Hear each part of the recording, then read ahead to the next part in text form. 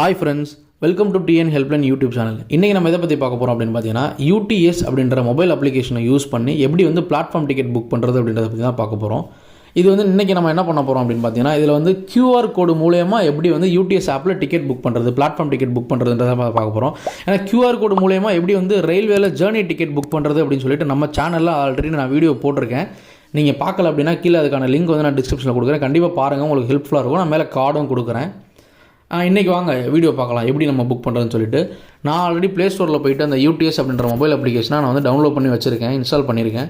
So நான் வந்து அந்த UTS அப்படின்ற மொபைல் அப்ளிகேஷனை நான் ஓப்பன் பண்ணிக்கிறேன்.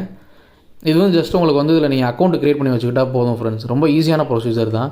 ஸோ நான் ஆல்ரெடி லாகின் இருக்கிறனால எனக்கு வந்து டீட்டெயில்ஸ் இருக்கிறனால நான் வந்து லாகின் அப்படின்றத கிளிக் பண்ணிவிட்டு என்னுடைய மொபைல் நம்பரும் பாஸ்வேர்டு கொடுத்து நான் வந்து லாகின் பண்ணிக்கிறேன்.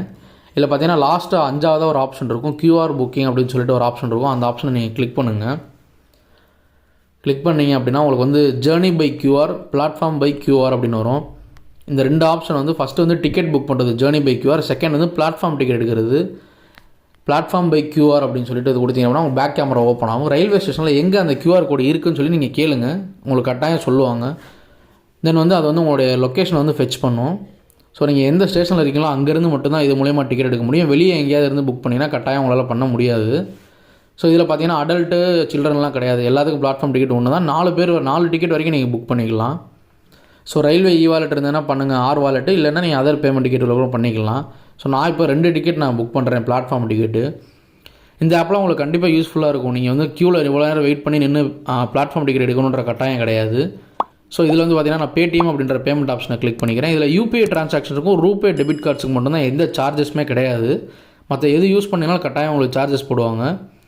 ஸோ இதுலேயுமே பார்த்தீங்கன்னா நீங்கள் உங்களோட பேடிஎம்மில் நம்பர் இருக்குது, இல்லை பேடிஎம்மில் அக்கௌண்ட் வந்து அது மூலமாக பே பண்ணிக்கலாம்.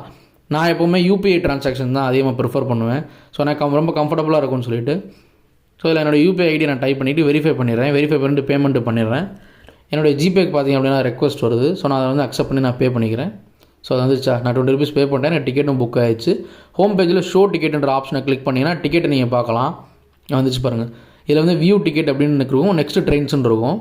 இதில் வந்து வியூ டிக்கெட் அப்படின்ற ஆப்ஷனை நீங்கள் கிளிக் பண்ணுங்கள். இதில் கிளிக் பண்ணிங்கன்னா அப்படி தான் உங்களுக்கு டிக்கெட் வரும். எனக்கு வந்து அந்த மொபைல் ஆப்பில் வந்து ஸ்க்ரீன்ஷாட் எதுவும் எடுக்க முடியல. ஸோ வந்து அந்த அப்ளிகேஷனோட ரெஸ்ட்ரிக்ஷன். ஸோ அதனால் மொபைலில் நான் ஃபோட்டோ எடுத்து உங்களுக்கு அதில் நான் காட்டுறேன். ஸோ இப்படி தான் இருக்கும். இந்த டிக்கெட் தான் உங்களுக்கு வந்து இது வந்து பார்த்தீங்கன்னா ஒரு குறிப்பிட்ட நேரத்துக்கு தான் வந்து வேலிடிட்டி இருக்கும். ஸோ அதுக்குள்ளே நீங்கள் யூஸ் பண்ணிக்கோங்க. இந்த தகவல் வந்து கண்டிப்பாக உங்களுக்கு வந்து ஹெல்ப்ஃபுல்லாக இருக்கும் நான் நம்புகிறேன். அப்படி இருந்தது அப்படின்னா லைக் பண்ணுங்கள், ஷேர் பண்ணுங்கள். இது வரைக்கும் நீங்கள் நம்ம சேனலை சப்ஸ்கிரைப் பண்ணல அப்படின்னா கண்டிப்பாக சப்ஸ்கிரைப் பண்ணுங்கள். கூடவே பக்கத்தில் இருக்கிற பெல் ஐக்கானே கிளிக் பண்ணி ஆல் அப்படின்றத செலக்ட் பண்ணுங்கள்.